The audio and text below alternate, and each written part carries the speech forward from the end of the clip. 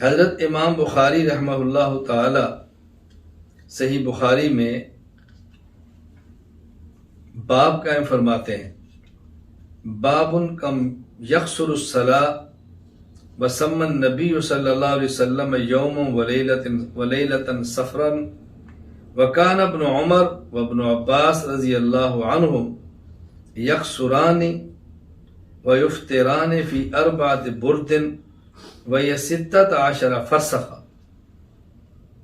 کہ سفر شرعی اس کی مسافت کیا ہے، کتنا لمبا، کتنے میل، کتنے کلومیٹروں کی نیت سے آدمی سفر شروع کرے تو مسافر شمار ہوتا ہے۔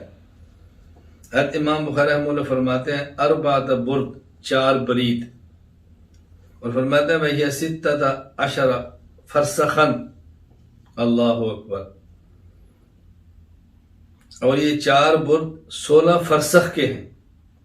میں نے حضرت امام بخاری رحمہ اللہ تعالی نے فرمایا کہ سفر کی جو مسافت ہے وہ 4 برد ہے، اور 4 برد بنتے ہیں 16 فرسخ کے۔ اب یہ تو امام بخاری رحمہ اللہ نے بتا دیا کہ 16 فرسخ ہے۔ ایک فرسخ کیا ہے؟ ایک فرسخ ہوتا ہے 3 میل کا، تو گویا 48 میل بنے، موجودہ حساب لگائیں گے تو یہ 77 کلومیٹر بنیں گے۔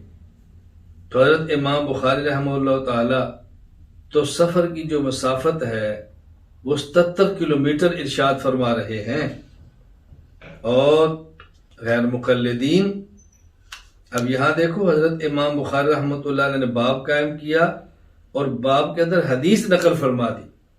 یہ اس لیے میں وضاحت کر رہا ہوں کہ یہ نہ سمجھے کہ یہ تو باب ہے، حدیث تو نہیں ہے۔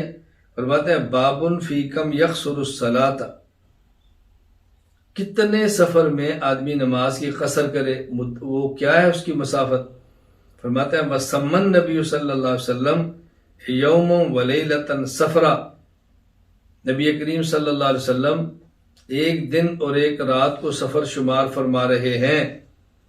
وکان ابن عمر وابن عباس یقصران ویفطران فی 4 برد، حضرت ابن عمر ابن عباس یہ بھی 4 برد کے اندر روزہ افطار فرما رہے ہیں۔ حضرت ابن عمر رضی اللہ تعالی عنہ، ابن عباس ہوں، صحابی ہیں، صحابی کا قول فعل تقریبی حدیث ہوتا ہے۔ حضرت امام بخاری رحمہ اللہ جو مسئلہ سمجھا رہے ہیں اس سے ثابت ہوتا ہے 48 میل یعنی 77 کلومیٹر بنتے ہیں، جبکہ غیر مقلدین کا موقف بالکل الگ ہے۔ تیسیر الباری علامہ وحید الزمان کہتے ہیں صحیح اور مختار مذہب اہل حدیث کا ہے کہ ہر سفر میں قصر کرنا چاہیے، جس کو عرف میں سفر کہیں اس کی کوئی حد مقرر نہیں۔ ثناء اللہ امرتسری صاحب فرماتے ہیں فتاوی ثنائیہ، مسافر اس کو کہتے ہیں جو اپنی بستی سے نکل کر دوسری بستی کو جائے، اس کی کم سے کم حد بحکم حدیث شریف 3 میل ہے۔ مفتی عبدالستار صاحب فتاوی ستاریہ، نماز قصر 3 میل یا 9 میل پر کر سکتے ہیں۔